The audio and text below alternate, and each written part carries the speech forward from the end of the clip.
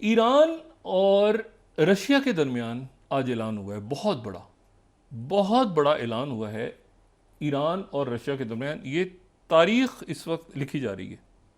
इस वक्त हम जिस दौर से गुजर रहे हैं तो ये अगले कई दिहाइयों की या कई सालों की एक तारीख रकम हो रही है कि दुनिया ने किस तरफ जाना है। और ईरान का जो ईरान एक मुआहदा साइन करने जा रहा है, और वो मुआहदा साइन करने जा रहे हैं रशिया के साथ, और वो है comprehensive strategic partnership. Comprehensive strategic partnership, यहाँ मैं कोट कर रहा हूँ सर्जाई लेवरोव, जो कि फॉरेन मिनिस्टर हैं रशिया के, 15 सलाई तास।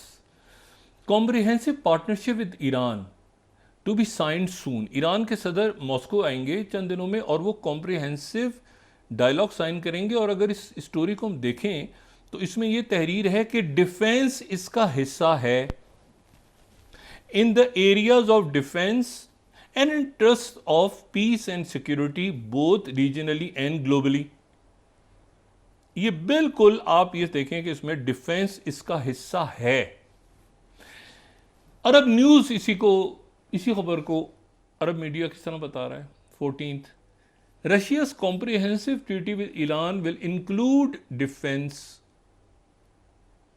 अच्छा, अब इससे पहले वो चाइना ने साइन किए थे ना कॉम्प्रिहेंसिव स्ट्रेटेजिक पार्टनरशिप, चाइना के साइन हुए थे। वो हम कई दफ़ा अपने प्रोग्राम में डिस्कस भी कर चुके हैं कि चाइना ने एक ही वक्त में सऊदी अरेबिया के साथ, ईरान के साथ, यूएई के साथ, वो जो एक पूरा सर्कल हम बताते रहे उसको डिटेल में, इन सारे मुल्कों के साथ चाइना ने कॉम्प्रिहेंसिव स्ट्रेटेजिक पार्टनरशिप इन मुल्कों के साथ साइन की थी। और ये कुछ के साथ स्ट्रेटेजिक पार्टनरशिप, कुछ के साथ कॉम्प्रिहेंसिव स्ट्रेटेजिक पार्टनरशिप।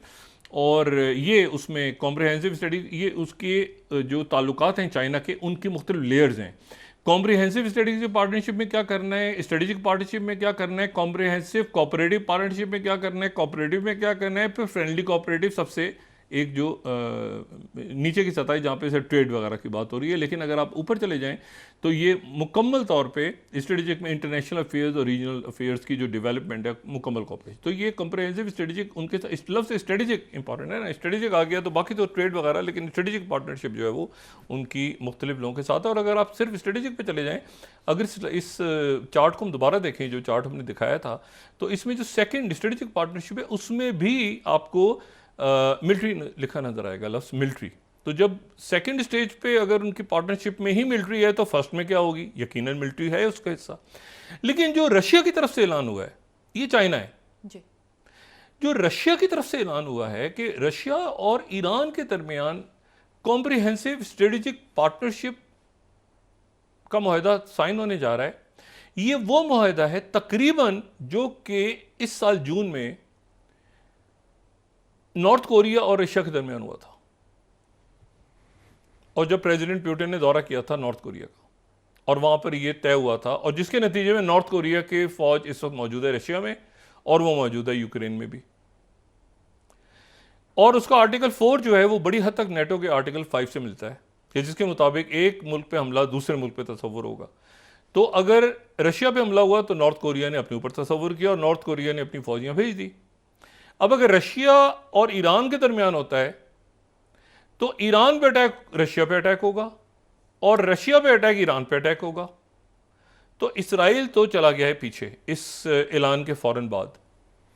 या तो वो ये साइन होने से पहले अटैक करे ईरान पे, क्योंकि इसके बाद वो अटैक इसराइल करता है तो वो रशिया पे करेगा अकॉर्डिंग टू स्ट्रेटेजिक एग्रीमेंट जो, और ये तारीखी डॉक्यूमेंट है, क्योंकि रशिया का जो स्ट्रेटेजिक पार्टनरशिप है गालिबन वो तो देखें, एक तो बेलारूस के साथ है बड़ा करीब, एक वो नॉर्थ कोरिया के साथ है, ईरान के साथ उसकी साइन होने जा रही है। और ईरान जो है ये मशरिक़ वस्ता कह लें या इस खत्ते का पहले मुल्कों को स्ट्रेटेजिक पार्टनरशिप रशिया उसके साथ साइन करेगा। और उसके समरात हमने भी देख लिए कि नॉर्थ कोरिया उसकी वजह से बैठ गया आके और लड़ रहा है यूक्रेन में। और फिर उसके बाद जो है वो जाहिर है उनका CIS फोरम है जिसमें आर्मीनिया है, लेकिन आर्मीनिया के लोग नाराज़ हैं कि भाई रशिया ने उतनी मदद नहीं की जितनी करनी चाहिए थी, और उसके नतीजे में आज़रबाईजान जीत गया। तो वो उनका एक स्फीयर ऑफ इन्फ्लुएंस है। लेकिन ये जो स्ट्रेटेजिक पार्टनरशिप है लेकिन स्फीयर ऑफ इन्फ्लुएंस जो है वो तो रशिया तो पुराने सोवियत यूनियन पे चले जाएं तो कोरिया तो बना ही, अगर सोवियत यूनियन ना होता और चाइना, तो ये कोरिया तो ना बनता, नॉर्थ कोरिया तो बना ही उसकी वजह से। और एक दौर में जब ये न्यूक्लियर वगैरह, साउथ कोरिया ने तो यकीनन नहीं रखे न्यूक्लियर, लेकिन नॉर्थ कोरिया के न्यूक्लियर में रशिया ने बड़ी हेल्प की उनकी, सोवियत यूनियन ने। तो अब यह है कि अब ये स्ट्रेटेजिक पार्टनरशिप होने जा रही है रशिया और ईरान के दरमियान। इस दौरान जो है वो नॉर्थ कोरिया ने इंटर कॉन्टिनेंटल बैलिस्टिक मिसाइल्स का तजर्बा किया, और ये आज तक जितने तजर्बात नॉर्थ कोरिया ने किए हैं, ये उनमें से सबसे आप समझें कि जो दूर तक जाने वाला, इससे पहले जो वसोंग 17 जब टेस्ट हुआ था, तो वो जो है वो उसको कहा गया था कि ये मतलब बीस्ट, मॉन्स्टर, इस तरह करके उसको नाम दिया गया था। वो इतना एक जो बैलिस्टिक मिसाइल था, वो इंटरकॉन्टिनेंटल बैलिस्टिक मिसाइल, वो 17 ही बहुत ज़्यादा ख़तरनाक था। लेकिन यहाँ पर अब इन्होंने 18 किए टेस्ट। अच्छा, यहाँ पर अगर हम रोकें, इसके पहले टेस्ट एक हो चुका है, जो टेस्ट लॉन्च हुआ था, लेकिन आज प्रॉपर फायर हुआ है और ये सी ऑफ जापान में जाके गिरा। अच्छा, अब यहाँ फ़र्क है थोड़ा सा, वो लिक्विड फ्यूल पे है, ये सॉलिड पे है, ठीक है। और इसमें जो है वो फ़र्क ये है कि जाहिर है कि मतलब ये आप समझें कि ये पेचीदा, इसकी ये कॉम्प्लेक्स है। अगर आप सॉलिड लिक्विड फ्यूल पे जाते हैं तो कॉम्प्लेक्स है। और दूसरी जो बात है इसमें बात बड़ी इम्पॉर्टेंट है, और वो बात ये है कि ये मिसाइल जो है ये 15,000 किलोमीटर तक ये प्रवास कर सकता है, 15,000, और लॉफ्टेड ट्रेजेक्ट्री के साथ। यानी ये मिसाइल जो हैं ये इस तरह से हैं कि अगर आप इनको, ये हम अगर थर्ड स्लाइड देखें, ये बिल्कुल ऐसे सीधे जाता है। ये इसकी जो ट्रेजेक्ट्री है, यानी जो इसका अंदाज है, ये बिल्कुल सीधा जाता है, बिल्कुल वर्टिकल, ऊपर ऊपर ऊपर ऊपर ऊपर ऊपर ऊपर ऊपर सीधा ऊपर चला जाता है, चला जाता है, चला जाता है। और ये जो है ये कोई 7,000 किलोमीटर तक, समझ, 7,000 किलोमीटर तक।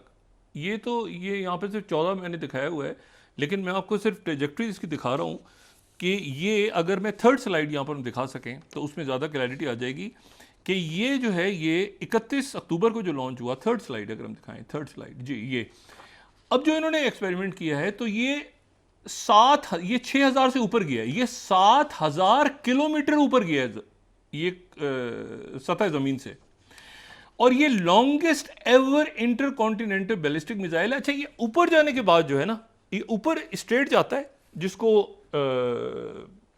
लॉफ्टेड ट्रेजेक्ट्री कहते हैं, और ये सीधा ऊपर गया 7,000 किलोमीटर तक, और फिर उसके बाद सीधा वापस आया नीचे। यानी ये अगर ये, यानी अब इसकी ट्रेजेक्ट्री इसकी अगर ये दूर नहीं जाएगा, बल्कि ये ऊपर जाके नीचे ही आ जाएगा ताकि इसका फासला कम हो। तो ये 1,000 किलोमीटर तकरीबन, ये देखें गया कितना ऊपर है, ये ऊपर 6-7 हज़ार तक गया है। तो वैसे तो इसकी ट्रेजेक्ट्री अगर इतना ऊपर जाता है तो बहुत दूर जाके गिरना चाहिए, लेकिन अगर ये बहुत दूर का इसका बना दिया जाए कि ये कितनी दूर जा सकता है, तो फिर ये पूरे दुनिया को ही अपने लपेटे में ले लेगा। तो इसके ये इतना इसमें ऐसी जदीद टेक्नोलॉजी है कि ऊपर जाने के बाद ये वर्टिकली नीचे आके ज़्यादा दूर तक नहीं, ये सी ऑफ जापान में गिर गया, जिसको ईस्ट सी भी कहते हैं। और ये जो है ये तजर्बा उन्होंने किया, और ये तजर्बा उन्होंने ये कहा कि ये तजर्बा हम अपने दुश्मनों को एक मैसेज देना चाह रहे हैं। ये नॉर्थ कोरिया की तरफ से ऐलान हुआ, और ये जो है ये अब तक दुनिया का ख़तरनाक तरीन मिसाइल अगर कोई तजर्बा हुआ है तो वो ये हुआ है, जो नॉर्थ कोरिया का। इससे पहले ही जो 17 था इनका, वसोंग 17, वही बहुत ज़्यादा ख़तरनाक था। तो ये जो है ये इंटरकॉन्टिनेंटल बैलिस्टिक मिसाइल्स उनके पास जो हैं, उन्होंने आज उसका तजर्बा कर लिया नॉर्थ कोरिया ने। नॉर्थ कोरिया रशिया के साथ strategic partnership, comprehensive strategic partnership, Russia Iran के साथ कॉम्प्रिहेंसिव स्ट्रेटेजिक पार्टनरशिप। और वो प्रैक्टिकली प्रेसिडेंट पुतिन, ये नहीं कि हम होगा तो देखेंगे तो नहीं, वो नॉर्थ कोरिया आ गया। नॉर्थ कोरिया ने आके वहाँ पे, फिर उसके बाद जो एक दूसरा मामला हुआ है वो ये हुआ है कि जो ये तकरीबन बहुत अरसे के बाद जो है, अच्छा ये देखें ना, ये मैंने पहले भी बात की थी कि अच्छा उनके मैथ्यू मिलर जो हैं उन्होंने कहा है कि हम गज़ा में जाते हैं पहले सीज़ फायर, लेकिन अभी तो 4 दिन रह गए हैं, 4 दिन से पहले कैसे गज़ा में कैसे होगा और वहाँ कैसे होगा, तो अमेरिकन बैठे तो हुए हैं। और ये देखिए कोरिया का जो मामला है ना, ये मैं पहले भी बात की थी कि 1953 में ये जब जंग बंदी हुई थी तो आर्मिटिस के माहदे वगैरह तय हो गए थे, लेकिन उसके नतीजे में जो है वो टेक्निकली जंग जो है वो ख़त्म नहीं हुई, जंग तो जारी है नॉर्थ कोरिया और साउथ कोरिया के दरमियान जो है। तो अब नॉर्थ कोरिया की तरफ से ये मिज़ाइल टेस्ट होना, अब साउथ कोरिया इस वक्त क्या महसूस कर रहे हैं, बहुत एडवांस उनका जो 80 की दिहाई से और या उससे भी पहले से उनका जो न्यूक्लियर प्रोग्राम है। और किम ख़ानदान है वहाँ पे, ये किम ख़ानदान के दौर से किम इल जोंग और फिर उसके बाद किम जोंग इल और फिर उसके बाद किम जोंग यूंग, तो ये जो है ना किम फैमिली, पहले दादा फिर बेटा और फिर उनके जो पोते हैं वो इस वक्त हैं, तो ये किम फैमिली है। अच्छा, और इसको आसान इस तरह से कि किम जोंग याद कर लेना, तो तीनों में किम जोंग है, एक में इल दरमियान में आता है, एक में इल जो है वो आखिर में आता है और एक में उन आता है आखिर में। तो किम जोंग करके ना, तो तीनों जो ग्रैंडफादर और इनके फादर और ये खुद इन किम जोंग कह लें तो जान छूट जाएगी, वरना एक में इल दरमियान में था किम इल जोंग और एक जो में आखिर में आता है और एक में आखिर में उन आता है, जो मौजूदा हैं उसमें उन आता है, किम जोंग उन।